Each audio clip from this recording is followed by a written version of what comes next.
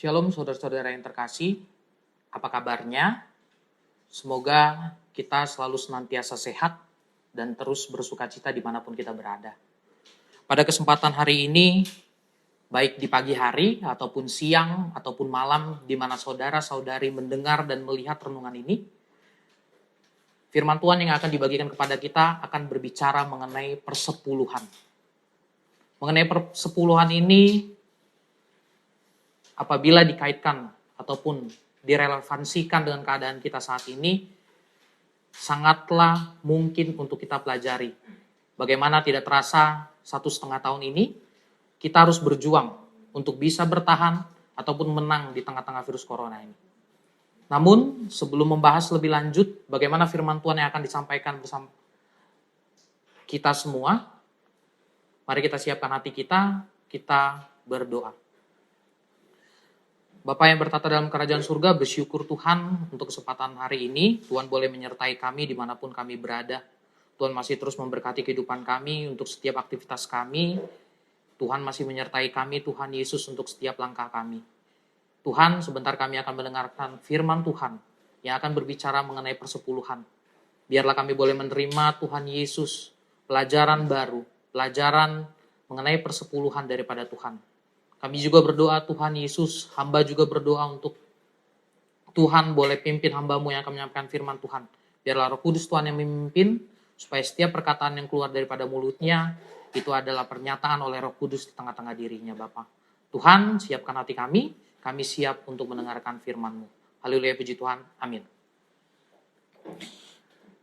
Ayat yang disampaikan untuk kita semua mengenai persepuluhan, itu diambil dari Maleakhi 3, ayat 10. Saya akan membacakannya.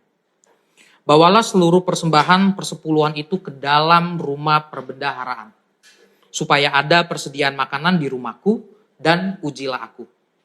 Firman Tuhan semesta alam, apakah aku tidak membukakan bagimu tingkap-tingkap langit, dan mencurahkan berkat kepadamu sampai berkelimpahan. Secara singkat, histori mengenai Maleakhi 3 ini saya catat itu terdapat 2 kisah. Yang pertama, Maleakhi 3 ayat 10, itu disampaikan oleh Nabi Maleakhi karena pada saat itu para imam dan para tua-tua di Yehuda, mereka menipu Allah. Mereka tidak melaksanakan mengenai persepuluhan tersebut. Mereka mengabaikannya, bahkan mereka tidak melaksanakan kewajiban mereka untuk memberikan kepada bangsa Lewi.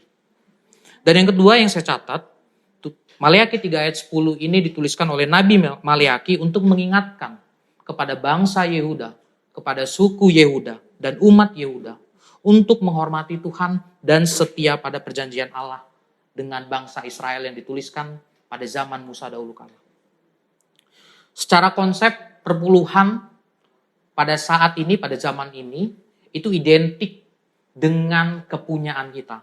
Artinya persepuluhan bisa berwujud uang, bisa berwujud harta, bisa berwujud tanah, ataupun bentuk lainnya. Mungkin konsepnya itu banyak.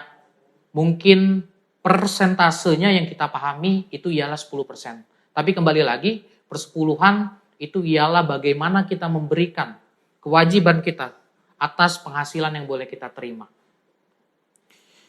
Ada beberapa pertanyaan mengenai persepuluhan yang memang hadir ataupun yang sering kita dengar, itu dilontarkan oleh beberapa orang.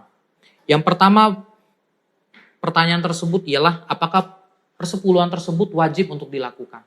Dan yang kedua, di manakah persepuluhan tersebut dapat kita berikan? Saya akan mencoba menjawab untuk pertanyaan pertama perihal apakah kita diwajibkan untuk memberikan persepuluhan? Saudara yang terkasih, dalam Alkitab baik di Perjanjian Lama ataupun di Perjanjian Baru, Tuhan Yesus tidak pernah ataupun saya belum menemukan pernyataan yang menjelaskan bahwa Tuhan Yesus mewajibkan atau mengharuskan kita atau memerintahkan kita untuk memberikan persepuluhan. Sepemahaman saya setelah saya membaca beberapa kisah, persepuluhan tersebut adalah kisah atau peristiwa pada zaman Abraham dulu, pada zaman Yakub dulu, bagaimana mereka memberikan hasil mereka 10% dari apa yang mereka terima kepada Tuhan melalui bait Allah. Makanya hingga saat ini persepuluhan menjadi salah satu fakta yang terus berjalan di tengah-tengah kehidupan kita dan terus dilakukan oleh banyak ataupun berbagai manusia di tengah-tengah dunia kita. Mengenai apakah persepuluhan itu wajib, saya mengutip dari 2 ayat. Yang pertama itu diambil dari ayat Amsal 3 ayat 9, di mana dikatakan muliakanlah Tuhan dengan hartamu dan dengan hasil pertama dari segala penghasilanmu. Dan yang kedua diambil dari Imamat 27 ayat 30, dikatakan di sana, demikian juga segala persembahan persepuluhan dari tanah, baik dari hasil benih di tanah maupun buah-buah pohon-pohonan adalah milik Tuhan. Itulah persembahan kudus bagi Tuhan. Saya ingin menggarisbawahi bahwa itu bukan diwajibkan, tapi kita diingatkan bahwa segala yang kita miliki itu adalah milik Tuhan. Jadi sudah sekiranya apa yang kita miliki kita harus bagikan ataupun kembalikan kepada Tuhan. Saya tadi sudah katakan bahwa persepuluhan pada zaman saat ini bukan bicara mengenai uang saja. Bahkan kita bisa memberikan, kalau kita punya tanah, kita bagikan tanah kita. Kalau kita punya harta yang lain atau apapun tuh bentuknya, kita bisa berikan kepada Tuhan dalam bentuk apapun. Jadi konsep persepuluhan ini bukan diwajibkan, tapi sudah menjadi keharusan kita karena kita tahu apa yang kita punya itu adalah milik Tuhan. Untuk pertanyaan yang kedua, itu masih sering ditanyakan dan saya sering mendengar, apakah persepuluhan itu wajib diberikan kepada gereja? Secara konteks, saya sudah cukup mencari, ataupun saya telah menelaah dari beberapa pendapat, bahwa tidak ada dijelaskan bahwa persepuluhan wajib diberikan hanya kepada gereja. Melainkan kita juga dapat memberikannya kepada komunitas-komunitas, yayasan-yayasan, ataupun orang-orang lain yang membutuhkan. Mengenai hal ini, tidak dijelaskan bahwa mengenai persepuluhan harus diberikan kepada gereja. Ada satu ayat yang memang menegur saya secara pribadi, dan juga mungkin bisa menjadi nasihat juga bagi kita, terutama kita para pelayan Tuhan, kita para pendeta, kita para majelis, ataupun kita jemaat biasa. Itu tertulis di dalam Matius 23 ayat 23. Celakalah kamu, hai ahli-ahli Taurat dan orang-orang Farisi. Hai kamu orang-orang munafik, sebab persepuluhan dari selasi, adas manis, dan jintan kamu bayar. Tetapi yang terpenting dalam hukum Taurat kamu abaikan, yaitu keadilan dan belas kasihan dan kesetiaan.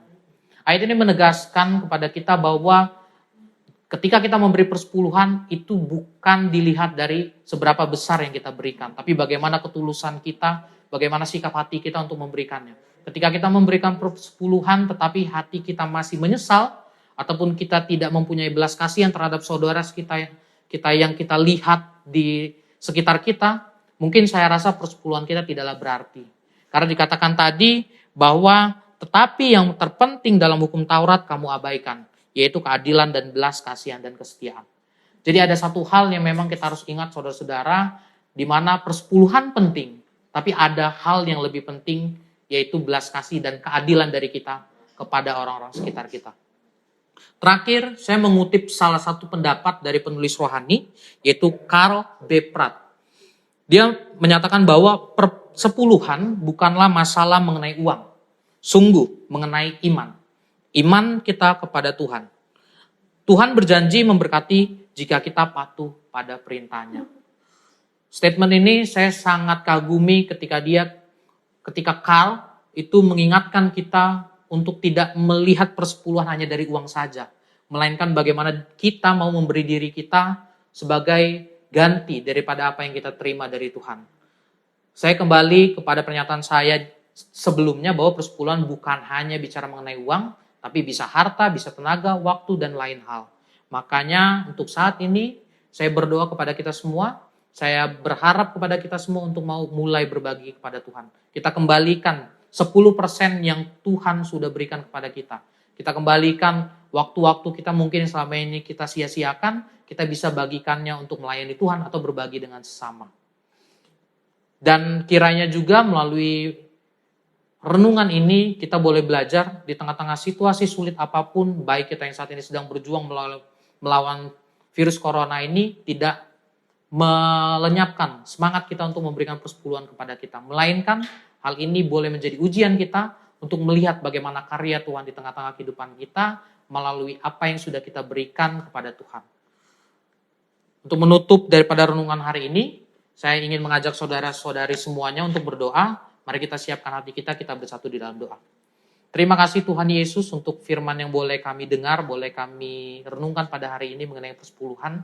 Biarlah Tuhan, apa yang boleh kami dengar mengenai persepuluhan bukan hanya bicara mengenai uang, tapi boleh memberikan harta lainnya ataupun tenaga kami, itu boleh kami terapkan di tengah-tengah kehidupan kami. Kami sadar saat ini kami sedang menghadapi situasi yang sulit, tidak mudah, ketika kami harus berjuang Tuhan Yesus melawan virus corona yang hampir 1,5 tahun ini boleh terus melanda dan terus kami hadapi. Tapi kami percaya Tuhan Yesus, pertolongan Tuhan tepat dan nyata di tengah-tengah kehidupan kami. Biarlah kami terus bersandar, berpegang teguh pada janji Tuhan akan kehidupan kami ke depan. Kami percaya Bapa bahwa Tuhan Yesus selalu memberkati kami dimanapun kami berada. Tuhan Yesus, inilah doa dan permohonan kami sampaikan kepada anak-Mu Tuhan Yesus saja, Kristus dan Juru Selamat kami yang hidup. Haleluya, puji Tuhan. Amin.